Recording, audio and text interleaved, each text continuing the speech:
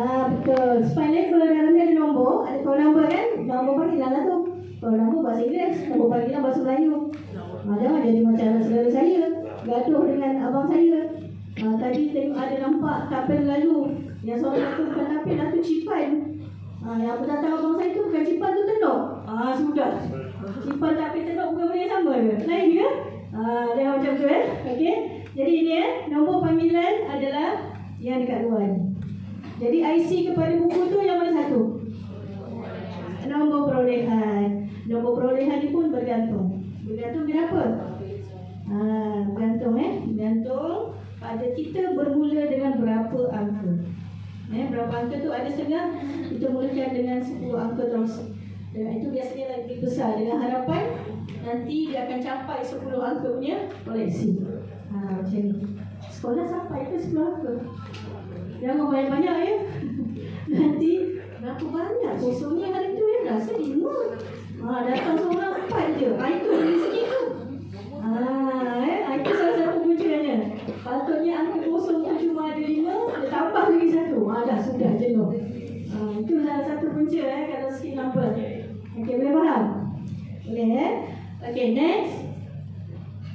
Okey, ni dia cap hak milik unit perpustakaan dan sumber. Cara pengurusan korporat ni JKR punya capkan di tempat berikut ni yang saya kata tadi, yang panjang.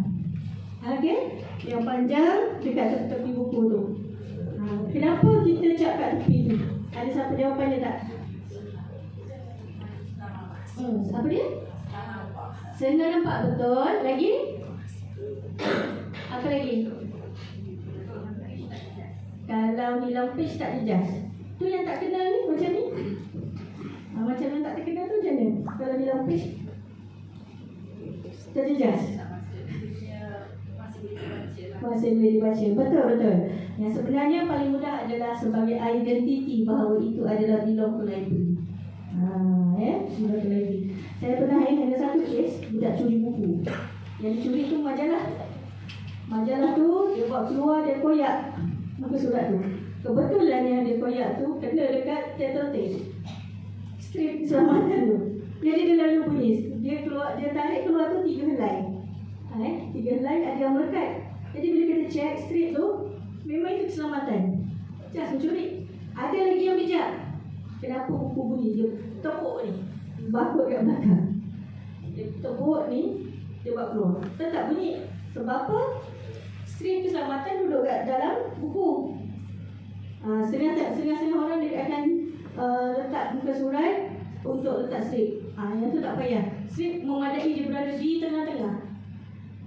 Dalam ni pun saya tak dapat detect di mana strip. Pernah tengok strip keselamatan? Tak pernah. Rugi saya tak bawa. Strip keselamatan tu dia kecil saja. Biasanya saiz panjang macam ni. Lebar dia pensel dia potong 3. Iaitu sejenis hopper, kuprum. Tag keselamatan ataupun tattletale tu. Satu kotak ada 1000. Satu kotak tu lah nilai dia 1000 paling rendah. So tattletale ni siapa yang security gate biasanya. Saya tahu sekolah tak mampu nak beli security gate sebab dia mahal. Tapi kalaulah dapat usahakan untuk sekolah-sekolah yang volume dia tinggi, pintu masuk banyak, atau besar, beli security gate secara pukan. Pukan tu maksudnya secara berfasa. Contoh zon utara, ada berapa yang kita nak mulakan dengan nak letak security gate. Contohlah kita nak letak 30 sekolah dulu, 30 GPL dulu, 30 library dulu. So BSCP boleh buat paperwork untuk kita letak secara pukan satu saja security gate. Sebab apa? Yang penting kena pasti dahulu adakah sekolah tersebut mengalami masalah kehilangan koleksi yang tinggi. Sebab apa? Kena ingat, pelajar sekarang makin lama makin cerdik. Ada je. Jadi kita kena lebih cerdik daripada mencuri. Saya juga pernah sekali tengah jalan-jalan, tiba-tiba dekat terbang dekat belakang bangunan. Saya lepas parking kereta tengah nak masuk office. Saya lalu ikut jalan belakang. Dia cakap, ni library. Rupanya budak campak. Budak campak keluar. Sebab apa? Tak perlu lalu access tu. Itulah. So kalau kita beli secara pukal, ada setengah-setengah pembekal security gate, dia boleh bagi dengan harga yang murah. Dia boleh bagi harga murah. Jadi cuma justifikasi dia kena tinggi lah. DCP saya rasa tak ada masalah macam mana penggunaan paper tu semua tu. Saya faham. Saya pun pernah buat masa di IPG untuk kita 28, kita letak macam tu. Kita mulakan dengan 10 yang kritikal. 10 kritikal tu maksudnya dia punya security dah rosak. Dah betul-betul rosak. Jadi kita semua ada data, rosak masalah kecurian, kita submit paper. Cuba kalau nak ini untuk yang menghadapi kehilangan bahan perpustakaan yang tinggi. Sebab apa? Sebab tu aset. Sebab itu aset. Sepatutnya kalau kehilangan aset yang dah makin banyak jumlahnya, kena buat laporan polis lagi apa semua tu, lagi rumit lah. Okey. Baik, di halaman judul tahu semua halaman judul? Halaman judul di sini. Halaman judul kita cap, kemudian bahagian luar ketebalan buku perlu dicap lagi. Dicap pada sisi di hadapan kedua-dua buku sisi. Kemudian muka surat belakang. Surat belakang pun kena cap surat belakang, surat rahsia. Itu boleh lah kalau ada cap bulat. Okey, ni saya tunjuk contoh Telltale ataupun strip keselamatan National Library ni. Yang ni RFID dipanggil. Di sebalik logo PNM, dia rahsia. Jangan pula pergi cungkil kalau kita pegang ni boleh tuan-puan boleh tengok boleh nanti dah tengok dah ni. Dia akan rasa dekat belakang logo tu macam ada benda. Itu dia pakai RFID yang ni lah tapi yang konvensional biasanya adalah Telltale. Sebenarnya antara Telltale dengan RFID yang ni, Telltale tu lagi secure sebab dia memang seamless langsung. Bila kita dah lekatkan kat tengah buku tu, kita lekat, memang takkan jumpa. Memang dia takkan nampak. Kalau yang kulit keras lagi lah, yang macam ni kulit keras atas bahagian tepi. Bila kulit keras macam ni, bila kita kempakkan dia 180 darjah kan, dia boleh nampak lubang kan, ada tampar dalam tu. Itu Telltale. So cumanya nanti kalau lah beli Telltale, jangan potong. Saya jumpa library dah lah Telltale tu panjang ni, nak jimat punya pasal dia potong dua, jadi banyak buku lagi boleh dapat. Ya, ada kesan yang tinggi tuan-puan, jangan buat. Sebab apa? Di Telltale tu sebenarnya ada antena sini dengan sini. Antena tu kena berpasang. Kalau kita potong, dia mengurangkan function Telltale tu lah. Jadi tak boleh detect. Maksudnya kalau bawa keluar lalu dekat gate, dia tetap takkan bunyi sebab dah kena potong. Patutnya function penuh dia adalah yang depan belakang antena tu. Tapi bila dah kena potong, dia mungkin jadi rosak lah senang cerita. Jangan fikir penjembatan boleh pasal sampai akhirnya rugi Okay, next. Ini cap milik. Ini dia tadi proses untuk mencap berjalan. Itu ada di sini. Okey, roda tu dia tidak di yang belakang boleh nampak tak gambar ni? Boleh. Okey. Ini adalah proses dia mengecap tepi kanan kiri semua buku ni Okey. Seterusnya, biasanya kan yang cap tu kalau peminjam, dia tengok tumpukan atas meja mana buku library, dia tahu bukan dia punya dan sila pulang segera kalau dah ada judulnya. Okey. Ini adalah contoh cap hak milik. Macam saya cakap tadi, diterima nombor perolehan, nombor panggilan, tarikh dan punca. Ini selalu standard yang ada nombor perolehan, nombor panggilan dan tarikh perolehan itu wajib ada dalam kita punya cap hak milik. Cap nombor perolehan tadi. Kemudian harga tu untuk pengguna. Kalau dihilangkan buku, dia kena bayar harga buku tersebut. Okey. Okey, next. Ini kedudukan di mana cap tersebut diletakkan Okey, next. Baik, slip pemulangan. Slip pemulangan ni saya dah tak beli dah. Kali ni saya buat sendiri je. Potong sendiri, potong sendiri, tampal. Kalau saya buat, saya tak letak 3. Nampak tak kalau letak 3 row? Tak cantik kan? 3 column. Sebab cap tarikh tu besar. Okey, saya akan buat 2 je. Buat 2. Okey, lekatkan slip pemulangan pada buku surat pertama sebelum buku surat judul dan sebagai rujukan kepada peminjam untuk sebab tarikh peringatan tarikh pulang. Itu fungsi dia. Next. Okey, bahan buku di perpustakaan buku-buku terbagi kepada 3 kumpulan, iaitu buku rujukan, Buku bacaan umum untuk pinjaman dan buku bertanda merah. Ada tak ni? Ada. Kalau tanda merah respon tu maksudnya boleh pinjam ke tak? Tak boleh pinjam. Tak boleh? Kadang-kadang boleh pinjam, tapi dia bagi masa 2 jam. Betul. Respon boleh pinjam tapi bermasa yang pendek berbanding peminjaman biasa.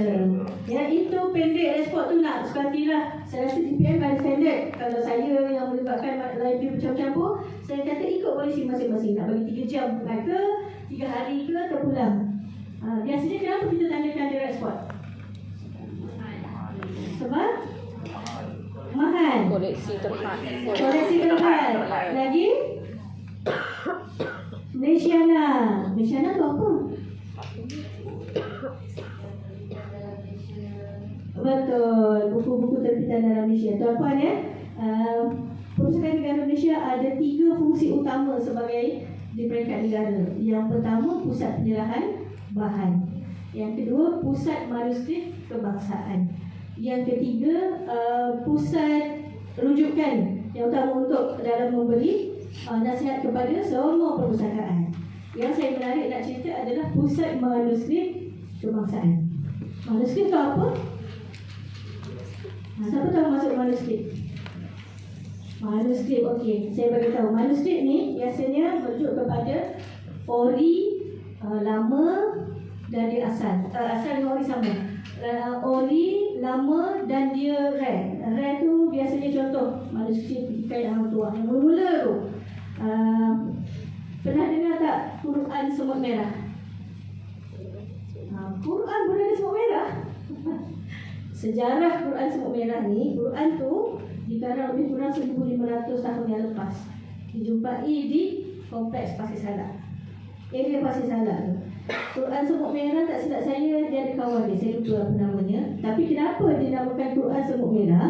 Sebab Quran tersebut ditulis tangan, disalin semula oleh ulama di Pasir Salak untuk penggunaan ketika itu. Sebab dulu bukan susah nak dapat printed Quran kan. Jadi dia tulis dekat kertas, ketika itu kulit kayu, dibukukan dalam bentuk Quran untuk bacaan mereka dan digunakan untuk upacara pelantikan ketua kampung. Kan kita kan kena angkat sumpah, letak tangan macam tu, bahawa saya sebagai ketua kampung kena menjalankan tugas dan amanah, bla bla bla bla. Itu gunanya. Sekiranya saya melanggar arahan atau amanah dan sebagainya, akan berlaku sesuatu perkara yang menimpa saya sebagai ketua kampung. Kenapa semut merah? Sebab ketua kampung yang melanggar ataupun yang curah daripada tugasnya, dia akan diserang dengan tanda macam kena gigit semut besar. Itu dipanggil Quran semut merah. Kita preserve benda tu. Ada dekat National Library, kena datang. Sebab kita memang ada bilik kembar besar, simpan semua manuskrip. Boleh datang tengok macam-macam. Dan yang paling menariknya, kebanyakan manuskrip ni ada terjadi yang lama-lama ni, especially. Itulah, dengar juga lah. Jumpa jin besar ni lah, apa semua macam-macam. Kita panggil ustaz. Oh, dia ni memang dah lama kat sini, dah 200 tahun dia di sini. National Library pun tak sampai 100 tahun, tapi dia dah ada. Dia cakap memang dia takkan keluar. Macam-macam jin dia lah, itulah ini. Semua pendamping kepada manuskrip-manuskrip lama. Ya. So, manuskrip ni pula kita cari bukan di Malaysia saja. Sampai ke Thailand mana lah sejarah kita. Dulu kita zaman para mesuara semua. Ada benda tu sebenarnya di National Library. Boleh datang nak tengok real ke apa ke, tak ada masalah, datanglah. Cuma kita tak boleh pegang saja sebab dia terlampau fragile. Jadi tuan-tuan, sebenarnya saya percaya dekat pusaran masing-masing tu ada dokumen ataupun koleksi yang dah fragile. Ingat, kalau nampak dia dokumen lama, jangan terus pegang. Sebab apa? Jangan, oi dokumen ni best nak terus pegang. Jangan kena belajar disiplinkan diri. Bila nampak dokumen lama, tahan diri dulu, jangan pegang. Ambil satu tangan, baru boleh pegang. Sebab tangan kita ada asid. Kita ni ada asid, kalau kita terus pegang, takut dia rosak. Jadi ambil sarung tangan yang plastik tu atau getah tu, kena standby dekat library. Ini siapa-siapa yang ada library lama lah, macam Cik Sanji ni, dia adalah heritage library, dia dah berusia 100 tahun. So itu antara kena preserve. Walaupun kita dalam, tapi kemungkinan masa kita buat inventory ke, kita kemas-kemas, kita mungkin kita jumpa dan tanpa sedar kita ada buku cetak tahun 1910 contohnya. So benda-benda macam tu boleh jadikan kita punya aset. Guna sarung tangan untuk pegang. Kalau rasa nak selak satu tu pun dia dah macam nak hancur, baik jangan selak. Nak selak boleh, tapi ambil kertas yang tebal tu, selakkan. Itu antara cara-cara kita nak menangani bahan dokumen lama ini untuk covernya manuskrip. Saya ambil contoh lah. Siapa tahu nama asal Putrajaya? Ya, betul tuan, Perang Besar. Ika tolong edarkan, saya ada bawa sebenarnya. Estate Perang Besar. Estate Perang Besar, nama asal Putrajaya. Estate sebenarnya, satu estate yang telah dibeli oleh Selangor. Putrajaya masih bayar royalty kepada kerajaan Selangor untuk Putrajaya. Okey. To be honest, di projek ekonomi kita simpan blueprint Putrajaya. Peta Putrajaya tu, masa saya masuk EPU, library tu dah tak buku library, tapi buku tongkang pecah. Library dia besar, lebih kurang 4 kali ganda bilik ni. Saya ada satu lorong kecil daripada pintu masuk sampai masuk bilik saya dekat ujung. Laluan tu momok saya. Saya baik staff saya terus-terus. Momok saya je. Ada satu bahagian saya terpaksa mengiring. Sebab apa? Sebab ketika itu Asian Pacific Development Center di bawah UNESCO telah dibubarkan. Itu dekat bangunan kat Stadium Hockey, bangunan integriti sekarang. Dibubarkan, dia ada 35,000 koleksi UNESCO. Okey, lepas tu EPU ambil alih, datang masuk ke library, rak semua tuan langgang terbuka daripada dah kita nampak bentuk rak besi biasa tu. So masa tu saya ada 2 orang, saya dan staf kontrak seorang. So itulah, jadi pasal buku, menyusun balik kotak-kotak buku yang sampai sini apa semua tu. So dekat situlah antara perkara yang saya belajar. Masa tu saya muda lagi, 27 tahun. Sekarang dah tua-tua, aduh sakit pinggang. Kesan di sebaliknya. Apa saya buat, 3 minggu selepas tu saya mohon movers untuk kontrak pasang dan susun. Tapi itulah, bila saya tengok buku UNESCO ni, buku lama-lama. Dan bila kita katalog balik satu-satu memang ambil masa lah 4 tahun lebih saya di situ dah selesai. Saya buat sistem color terus. Saya buat sistem color. Jadi itulah Perang Besar ni. Saya terjumpa sebenarnya peta dia dalam library tu. Saya tengok mula-mula, weh, macam perang. Dia punya bentuk muka bumi, peta Putrajaya tu. Bersambung daripada satu pulau ke pulau, tengahnya tu ada jambatan. Tu sebab saya cakap macam perang. Saya tak malu cakap memang macam tu. So itulah kadang-kadang istimewanya tentang library. Baik, saya nak cerita sikit tentang aktiviti. Saya sediakan, jadi catat apa yang saya sebut. Aktiviti mudah, memberi kesan tetapi menarik. Okay? Kita semua ada hobi kan? Okay? Kita semua ada hobi. Untungnya tuan-puan ni di library. Di library macam-macam sumber kita ada. Saya bagi contoh yang pertama. Tuan-puan boleh buat aktiviti masakkan. Ya, masak. Masak. Dekat dalam library kita relatekan dengan bahan apa yang kita ada tentang masak dengan program kita buat real masakan tu. Okey? Kadang untuk budak sekolah rendah kan kita nak buat masakan yang panas-panas tu, tak semestinya masakan lauk rendang apa semua tu, tak. Boleh buat biskut yang lebih mudah, yang tak berminyak-minyak sangat. Kadang kita library ada lobby sikit kan dekat kaki 5 luar apa, dekat situ kita relate. Kenapa kita buat program masakan. Yang lagi pertukangan. Pertukangan. Okey, macam mana kita nak buat para ke box ke, kita relate dengan rujukan yang ada dalam library. Okey, boleh jelas kenapa kita boleh sebenarnya kembangkan banyak tentang aktiviti perpustakaan dan aplikasi kita yang dekat luar. Dan katakanlah dekat sekolah ada tak cikgu buat kursus tapi kat sekolah? Ada tak? Ada kan? Kalau ada, contohlah pada sekian-sekian tarikh guru-guru dekat sekitar datang ke sekolah tu untuk berkursus ke bertaklimat ke whatever. Sekolah, kalau contohnya lah tentang mata pelajaran panitia ke? Panitia sains dan matematik contoh. buku rujukan yang berkaitan dengan sains dan matematik kat library boleh bawa ke bilik berkursus. Bukan dia datang ke library datang ke tempat bilik kursus. Contoh macam ni kan, ni bilik panitia dan sains pendidikan. Dekat satu sudut tu letak sejumlah buku berkaitan dengan sains dan maths. Tanpa kat situ label kat sini. Buku ini boleh diperolehi di pusat sumber sekolah. Okey, untuk sebarang pertanyaan nanti kalau nombor kat situ tak perlu jaga pun. Kalau nak, guru-guru panitia boleh rujuk. Dia akan cakap, oh tak sangka sekolah ni ada buku yang ni dia dapat. Kita tak pernah dapat. Sebab apa? Dia dapat dulu. Habis dah. Stop. Contoh. Okey. Jadi secara tak langsung buku rujukan kita yang kat dalam library yang diam ada dekat rak tu, dia dah bergerak. Nampak?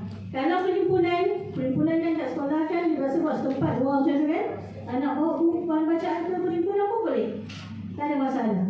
Dia dah mudah. Itulah konsep library tuyul. Bukan library tuyul je ya. Library tuyul pun ada. Okey, itu adalah orang kata yang mudah untuk kita jalankan dalam tempoh yang singkat. Tak kisahlah masakan ke, pertukangan ke, ketika ceramah agama ke, ya. Kita tengok panitia pendidikan Islam buat ceramah agama untuk sains. Bawa select beberapa buku, kita letak dekat sudut. Sedap sudut itu. Kita tunjukkan. Tapi janganlah kat belakang sangat. Kalau boleh biar dekat depan. Biar orang boleh nampak dekat situ ada. Padahal sebenarnya tuan-tuan dah guna. Setiap kelas ada sudut bacaan kan? Itu dia sebenarnya. Cuma sudut bacaan kelas tu dia fix. Setiap kelas ada sudutnya. Tapi yang kita bawa. Jadi buku yang dekat rak tu dia akan bergerak. Akan bergerak. Jadi orang tak tahu buku tu ada dekat library jadi tahu. Okey? Boleh faham? Faham. Alhamdulillah. Jadi itu antara salah satu daripada aktiviti library ya. Okey, baik. Buku rujukan. Buku rujukan ni boleh pinjam tak? Langsung tak boleh sepatutnya. Tak boleh. Biasa buku rujukan lebih mahal daripada ekspor. Tapi terpulang ada yang menyamakan dengan ekspor pun tak ada masalah. Boleh. Buku bacaan umum. Itu biasalah buku untuk dipinjam Mengurus buku rujukan, tempatkan di rak buku rujukan, bukan untuk pinjaman luar, tanda dengan R pada label tulang buku. Iaitu buku yang tak boleh ekspor, kita boleh pinjam 3 hari biasanya, betul tak? Rujukan tak boleh langsung. Okey? Boleh faham? Kat sini memang saya letak apa arahan nak buat terus. Senang. Kalau balik nak guna slide ni, nak baca, nak ulang kaji, boleh pujuk, tak ada masalah. Next kita. Okey, buku bacaan umum atau penyanyi. Ada soalan ke? Buku rujukan tadi. Yang pertama biasanya harga mahal. Harga lebih mahal daripada ekspor. Jangan tak percaya. Saya beritahu buku yang paling mahal di Malaysia ni saya jumpa. Satu buku RM45,000. Apa sampai RM45,000? Kalah sebiji kereta. Buku daripada Jabatan Suruhanjaya Pilihan Raya.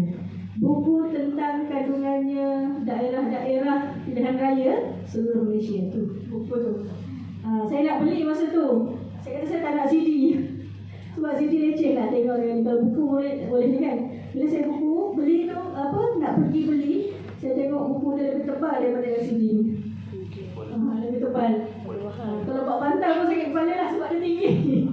RM45,000 satu buku tu. Dalam dia semua kandungan tentang tempat kawasan SPR. So tak payah belilah. Akhirnya saya dapat beli CD je. Itu pun dah RM12,000 dah. Okay? Itu antara salah satu cirinya. Yang paling utama, buku tu adalah mahal dan buku tu ada satu je. Tu pun boleh. Kadang buku tu murah tapi tak banyak dalam buku, satu je. Dan buku tu penting. Boleh faham? Itu ciri untuk rujukan Okey, untuk bacaan umum biasa kita letak di rak terbuka, pinjam dan pulang tempoh sama, letak dengan kad buku dan slip tarikh pulang. Baik, buku bertanda merah atau ekspor letak di rak khas yang bertanda merah, pinjam dalam tempoh masa yang singkat, tidak ada kad buku dan slip tarikh pulang sebab dia memang 3 hari. Memang 3 hari dia memang ada rekod di sini dan tanda dengan label merah pada tulang buku. Ekspor stiker kan? Okey. Tadi saya ada sebut mana-mana library yang konvensional tak ada automasi sistem. Saya nak tanya, volunteer jawab, macam mana tuan-tuan uruskan buku daftar Boleh kau cerita? Siapa nak cerita, nak share? Tak apa, saya akan evaluate nanti. Share dulu. Siapa nak mulakan? Saya nak seorang dulu pun jadilah. Ada siapa nak cerita yang manual system? Ada siapa? Puan? Macam mana? Kita masih siapa yang manual? Tak ada ke? Semalam kat dalam kan?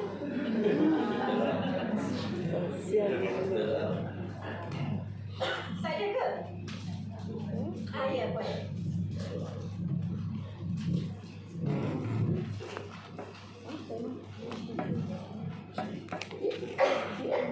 Okey, sekadar berkongsi saya buat lagi.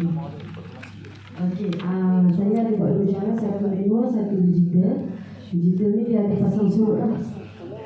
Sebab tak semua pengawas tu dia mahu saya digital. Untuk manual, saya letakkan list nama sebab saya mendapat teguran daripada